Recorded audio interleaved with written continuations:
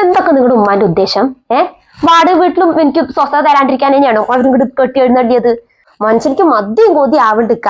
രാത്രി ആണെങ്കിൽ ആ കുട്ടീന്റെ കരച്ചില് കാരണം മനുഷ്യനിക്ക് ഉറക്കൂല്ല, ആകെ തലയ്ക്ക് ഭ്രാന്ത് എടുത്തിട്ട് ഇരിക്കുക. എന്നാ പിന്നെ പകൽ കുറച്ചു നേരം സ്വസ്ഥമായിട്ട് കടന്നുറങ്ങാന്ന് വെച്ചാലോ അതിനും നിങ്ങളുടെ ഉമ്മ സമ്മതിക്കില്ല. വെറുതെ അങ്ങനെ മനുഷ്യനെ ചൊറിഞ്ഞോണ്ടിരിക്കും. ഞാൻ എന്താണ് ചെയ്യ? ഞാൻ വിളിച്ചു വരുത്തിയൊന്നല്ലല്ലോ, അവര് തന്നെ വന്നതല്ലേ. അവര് പറയണതേ ഇക്കയാണ് ഇങ്ങോട്ട് വിളിച്ചു വരുത്തിയെന്നാ. എന്റെ ഇക്ക ഞാൻ എന്റെ ഉമ്മ എന്ത് ചെയ്താലും അവർക്ക് കുറ്റം മാത്രമേ പറയാനുള്ളൂ. എന്താ അവരോട്ട് ചെയ്യോ? അതും ഇല്ല. ചെയ്യണവരിന്റെ അത് നേരമണം ചെയ്യാനും സമ്മതിക്കില്ല, അവരും ചെയ്യില്ല. വല്ലാത്തൊരു കഷ്ടം തന്നെക്ക. എന്റെ ഇക്ക അപ്പുറത്തും ഇപ്പുറത്തും ഉള്ളവരുടെ അടക്കം എന്റെ ഉമ്മാനെയും കുറിച്ചിട്ട് കുറ്റന്മാരോട് നടത്തുന്നത് എന്തൊക്കെ ഇങ്ങനെ സഹിക്കുന്നതിന് ഒരു പരിധിയില്ലേക്ക. ഈ പറയണവർക്ക് ബോധമില്ലെങ്കിലും കേൾക്കണവർക്ക് ബോധം ഉണ്ടാവില്ലേ? സ്വന്തം മരുമകളെ കുറിച്ചിട്ട് ഇങ്ങനെ കുറ്റമൊക്കെ പറഞ്ഞു കൊടുത്ത അവരെന്താ വിചാരിക്കുക? ഉമ്മാനിങ്ങോട്ട് ഞാൻ തോറ്റു. ഇവർക്ക് ഇത് എന്തിന്റെ കേടാണാവോ? പോവാൻ പറഞ്ഞാലും പോവില്ല.